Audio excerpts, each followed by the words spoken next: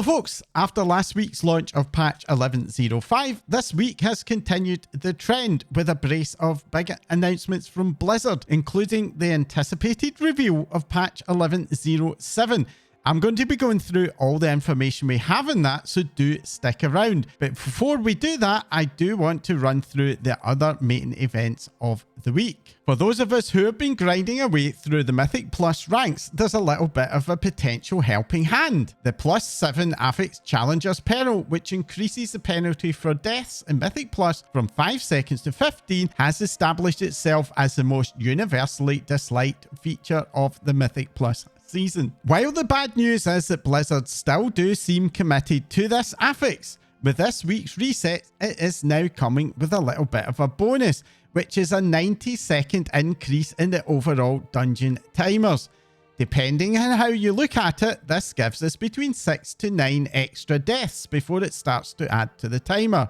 But for players who can keep below that limit, it's essentially a bonus of extra time to do the key. While this is very welcome, I do not think it addresses the underlying issues with this affix, which really adds nothing positive to the player experience. On Monday, I'm going to be releasing my Season 1 review for Mythic Plus, where I will be looking at all the changes to Mythic Plus and the overall player reaction, so do make sure to subscribe if you want to catch my reaction to it all in full. Mythic Plus isn't the only thing that's getting major improvements. For the 20th anniversary event, a major topic of feedback has been the acquisition rates for the event token, which, as I reported last week, really didn't feel like it was very well paced. In my pre-release preview, I predicted that the token drops would likely be buffed, and I certainly wasn't alone in making that prediction, as I heard it from quite a few other sources. This week, the WoW developers responded to the player feedback by doing exactly that. Although I certainly didn't predict how big the buff was going to be. From predictions of around 20 to 30 tokens a week, we can now expect to get over 150 a week. That's a 5-fold increase. The increases mainly focus on the main Kazalgar activities, with the actual anniversary events being mainly untouched, which does kind of feel a bit strange. The one positive is that it all makes the event feel very optional if it's not your thing, but if you still want the rewards anyway. With the event only requiring 438 tokens in total, this means that it's going to now be very easy to get everything, even for those solo players who don't do all the content. I personally managed to get all of the main rewards I wanted this week, meaning that for me, the event is now going to become a bit of a chill bonus when I can get a few extra goodies over time. This change also means that most folks will complete the achievement token collector to get 100 tokens and be able to unlock more tokens from repeating activities this week, which also means that we now know what those sources are. Essentially, all this really does is make some of the previously weekly activities be repeatable. Strangely, there's still no rewards for the activities in the anniversary event area, which is leaving them feeling kinda pointless. I have to say, it's just as well the weekly sources got buffed before we discovered this set, as without that buff, I don't think this would have landed very well. Overall, I do think that these changes leave the event in somewhat of a decent place, and I commend the WoW team for listening to feedback and acting on it so quickly. But I cannot help but think that, well, we've been here before. Here's hoping the team are looking for ways to avoid this pattern where they release things with the rewards being badly mistuned only to buff them shortly after launch in future. This week also saw the start of the anniversary secrets event called Guest Relations, with the first bunch of quests and secrets to discover. I'm not going to spoil the details here, but I will link to a Wowhead guide down below. As we all expected, this is indeed a repeat of the very successful Secrets of Azeroth event, albeit at a slightly slower pace. I'll be sharing my thoughts in full once I've experienced a bit more of it, but my initial impressions are very positive. With the start of a new month, that means a new trading post. This month's offering, which follows the anniversary theme, is very much dominated by transmog, with no mounts, pets or toys in the lineup at all. The monthly reward is a weapon arsenal with a set of backpack crests based on the original Warcraft RTS faction's crest. This is supplemented by the much anticipated Sylvanas armor set, and the return of last year's class and weapon sets. Despite the lack of mounts, this is probably one of the strongest offerings we've seen from the trading post for quite a while, and with so much competing for your hard-end traders tender, the good news is that the trading post activity bar is being extended, allowing you to earn a precious extra 500 tendies. Now, as someone who tends to focus a lot more on mount collecting and transmog, I'm not sure how much I'll be spending myself, but I suspect that many of you will still be feeling the pinch, and I'd be super interested to hear your thoughts. What are you buying this month? Or will you be like me, hoarding those tendies for future new mounts?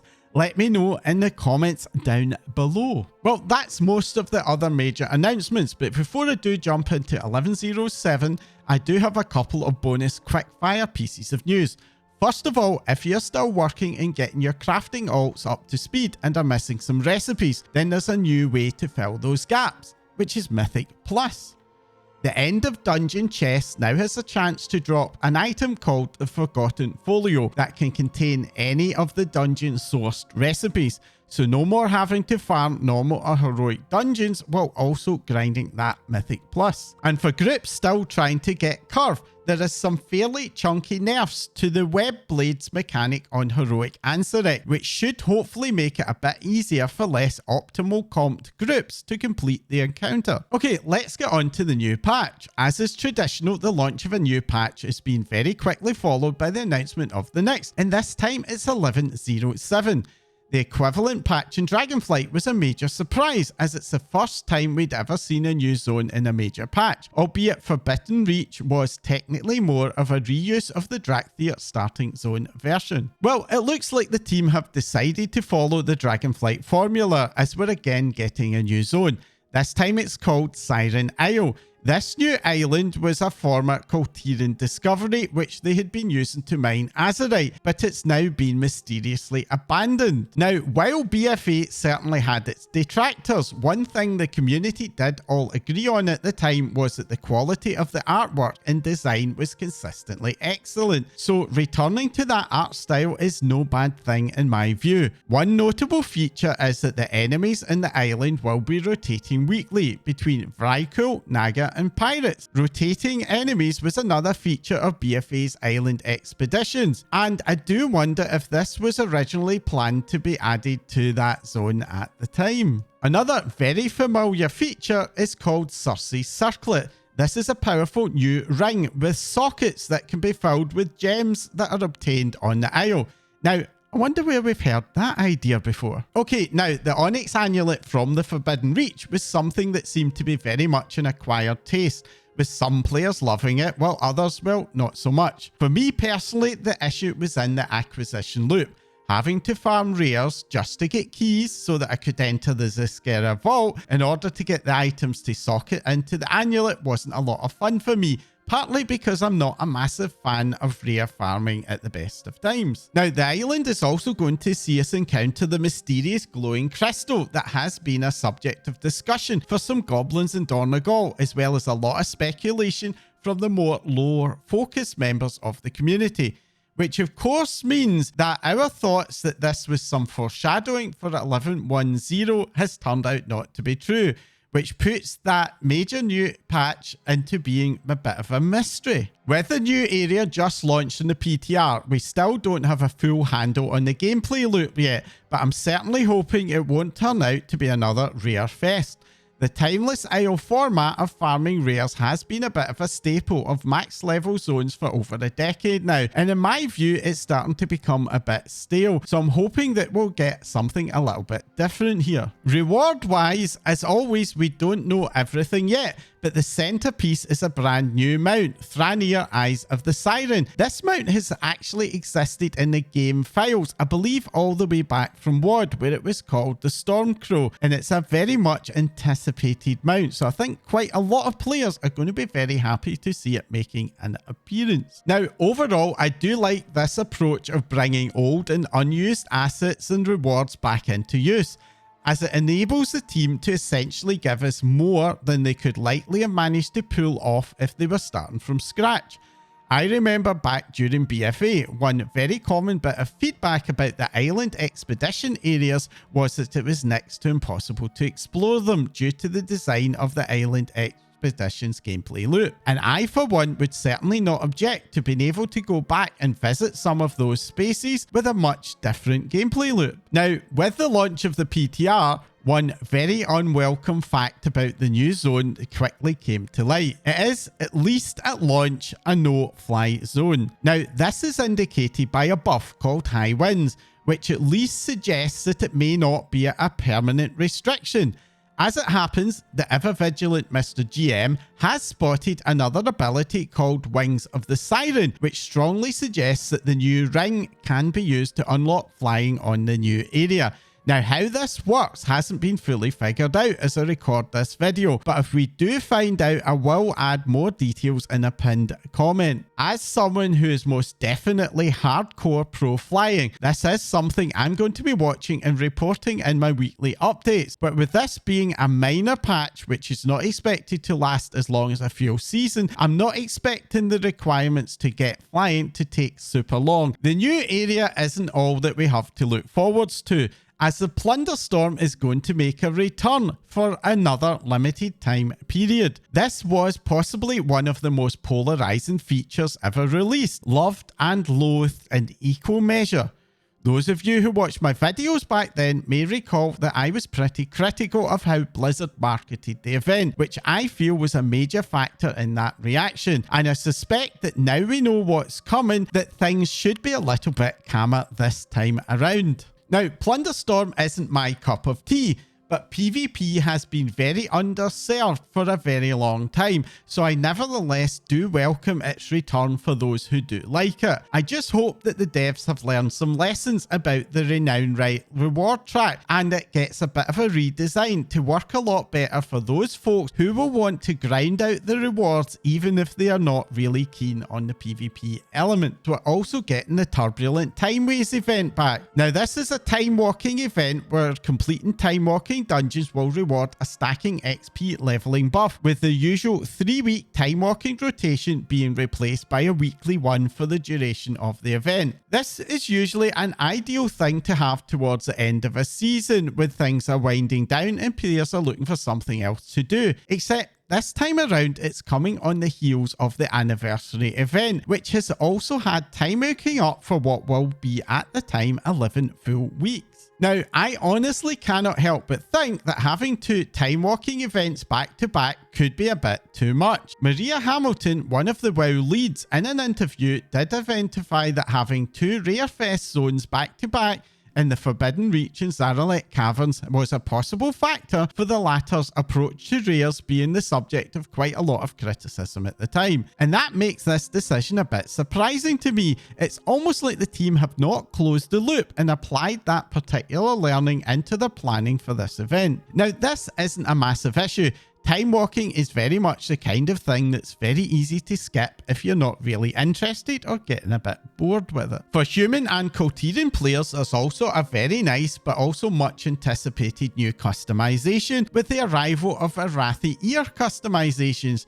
These are short elf ear variants as seen in many of the Arathi, which have been previously data mined and will allow you to take on that half elven look if you should desire. Story fans are not being forgotten this time around. As is traditional for a 0.7 patch, we're getting a prologue storyline for the next major 11.10 release, which I am expecting will be announced in the Warcraft Direct event on the 13th of November. The other bit of storyline we're getting is billed as exploring the fate of the Kirin Tor after the fall of Dalaran. This is very likely where that mysterious Dalaran survivor NPC in Donegal who has a greyed out quest bank comes in. Now, personally, I'm hoping that this is going to be a story that sees us rebuild or restore Dalaran, but who knows what it will be. And finally, for the new patch is a bit of a surprise. We're getting another expansion meta achievement for Battle for Azeroth. But wait, didn't we already have one for that expansion? Well, no, we actually didn't.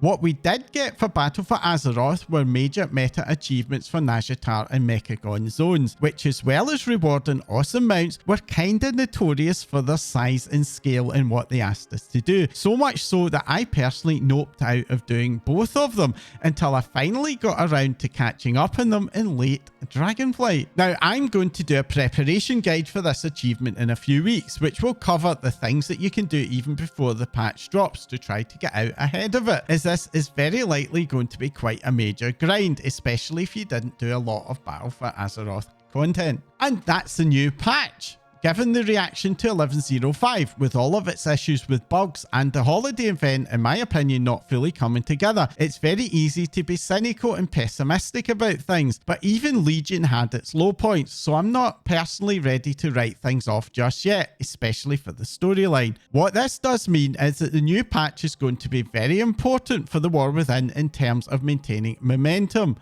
I'll be here to cover all of it, so if you didn't earlier, do make sure to subscribe. And staying for a moment on the subject of bugs, we may have a bit of an explanation for what's going on. In response to feedback on performance issues, Community Manager Kaivax revealed that the team has recently made some very major infrastructural changes to the game's back ends, which they've done to support its ongoing growth. And these changes are what are leading to some teething problems that the team are currently working through. Major rewrites of core systems, especially in a product as old as World of Warcraft's 20 years, does come with some major risks. So this is perhaps somewhat understandable, but as those issues are flushed out, we should, fingers crossed, see the game's technology get in a better place, which might well mean that there's some light at the end of the currently very bumpy tunnel. And finally, I do have a quick reminder for you. Tomorrow, that's Sunday, marks the start of the Darkmoon Faire, and this offers two things of interest. First of all, there's the reputation and XP buff, which can stack up with all the other sources that are currently available to get you all the way, in some cases, even to 85%. I'm going to post a link to a Wowhead article with details on what it entails to get that far for those of you who are interested. And the other thing is for professions. The Darkmoon Faire offers a very short quest lines for every profession, which reward a small amount of profession knowledge. And at this early stage in the expansion, if you're still working on your professions, this can be super valuable as it's a source that isn't available anywhere else. So do make sure to pop by at least once in the next week. And that's all the news for this week. With the Warcraft live event now less than 2 weeks ago and a new patch on the PTR, November is shaping up to be a super busy month for World of Warcraft followers, and I will be here every Saturday to bring you up to date with all the big happenings. And that's not all you can expect from me. I have a bunch of new guides in the pipeline. If you think all of this sounds good, then do let me know by hitting that like icon and drop a comment with any suggestions of stuff you'd like to see, or even just your thoughts on anything we've discussed in this video. And of course, at the risk of sounding like a broken record, to get notified when that new content from me goes live, hit the subscribe button and the bell icon beside it. That's all for now. Thanks for watching.